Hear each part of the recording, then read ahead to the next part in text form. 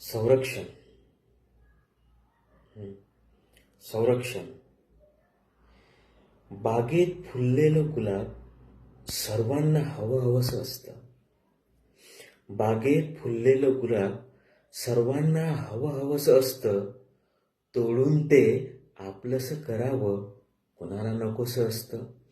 तोडून ते आपलंसं करावं कुणाला नकोसं असतं.